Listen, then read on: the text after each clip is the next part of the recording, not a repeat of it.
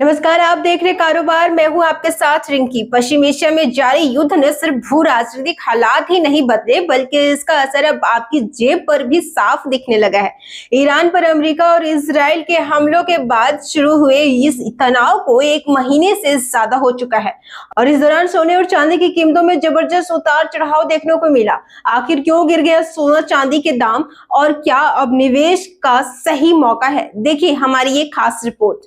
पश्चिम Asia में 28 फरवरी से शुरू युद्ध ने ग्लोबल मार्केट को हिलाकर रख दिया। 29 जनवरी 2026 को जहां सोना और चांदी अपने ऑल टाइम हाई पर थे। सोना एमसीएक्स पर 1,90,000 रुपए प्रति 10 ग्राम के पार और चांदी 4,25,000 रुपए प्रति किलो के पार पहुंच गई थी। लेकिन युद्ध शुरू होते ही बाजार का रुख बदल गया। 28 फरवरी को सोना गिरकर करीब 1,65,000 रुपए पर आ गया, जबकि चांदी 2,82,000 रुपए प्रति किलो पर पहुंच गई। और अब हालात ये है कि गुरुवार को बाजार बंद होने तक सोना करीब 1,49,000 रुपए और चांदी करीब 2,32,000 रुपए प्रति किलो पर रह गई। यानी युद्ध शुरू होने से अब तक सोने में करीब 10% और चांदी में करीब 18% की गिरावट दर्ज की गई है। मार्च का महीना खास तौर पर सोने के लिए बेहद खराब रहा। 2008 के बाद पहली बार ऐसा हुआ जब मार्च में सोने में इतनी बड़ी गिरावट आई। अक्टूबर 2008 के बाद ये सबसे बड़ी मासिक गिरावट मानी जा रही है।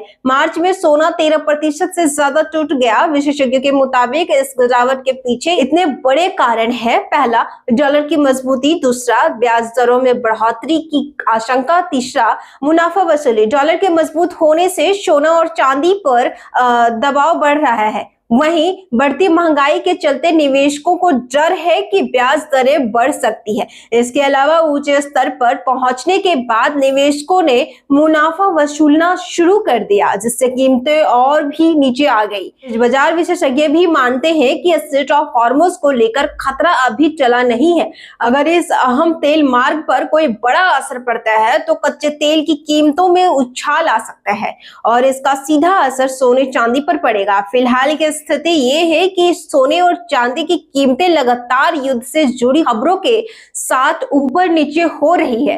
हर छोटी बड़ी खबर बाजार में हलचल पैदा कर रही है, जिससे निवेशक असमंजस में है। ज्वेलर्स का मानना है कि अगर कीमतें इसी तरह नीचे रही तो इस दिन गहनों की मांग में बड़ा उछाल देखने को मिल सकता है। Indian Boolean and jewellers association की वाइस प्रेसिडेंट कंबोज के मुताबिक कीमतों में ये उतार चढ़ाव डराने वाला जरूर है, लेकिन कुल मिलाकर ट्रेड पॉजिटिव है।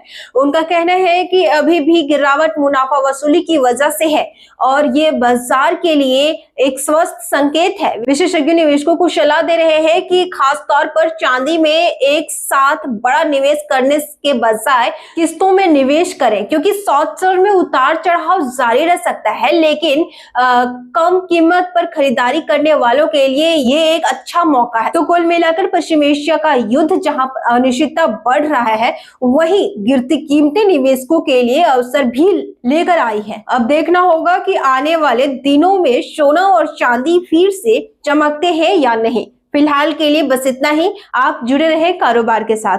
Bureau report.